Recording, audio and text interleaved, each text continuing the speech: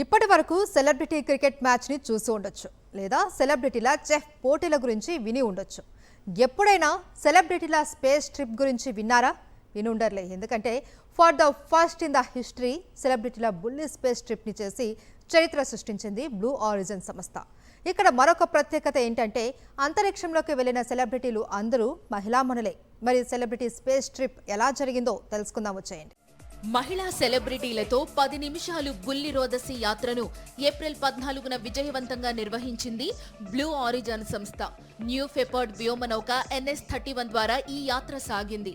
Bezos కాబోయే భార్య Lauren Sanchez తో పాటు popular America singer Katy Perry, journalist Gayle King, cine నిర్మాత Kerianne Flynn, scientist Amanda Nguyen, NASA మాజీ ఇంజనీర్ ఆయేషా బౌ ఈ బుల్లి స్పేస్ యాత్రలో భాగస్వాములయ్యారు. పశ్చిమ టెక్సాస్ నుంచి యాత్ర ఆరంభమైంది. అంతర్జాతీయంగా గుర్తింపు పొందిన అంతరిక్ష సరిహద్దు అయిన కర్మాన్ రేఖను కూడా దాటగా లేడీ సెలబ్రిటీలు భారరహిత స్థితిని ఆస్వాదించారు. మొత్తంగా 11 నిమిషాల పాటు ఈ యాత్ర సాగింది. అనంతరం ఈ వ్యోమనౌక భూమికి తిరిగొచ్చింది. 2000వ సంవత్సరంలో ఏర్పాటైన బ్లూ ఆరిజిన్ సంస్థకు ఇది 11వ అంతరిక్ష యాత్ర.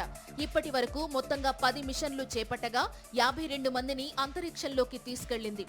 జెఫ్ బెజోస్ కూడా న్యూ షెపర్డ్ వ్యోమనౌకలో రోదసీలోకి వెళ్లి భూమి మీదకు తిరిగి వచ్చారు.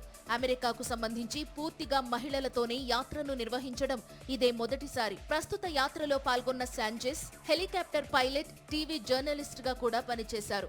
2 నెలల్లో ఆమె బెజోస్ ను పెళ్లి చేసుకోనున్నారు.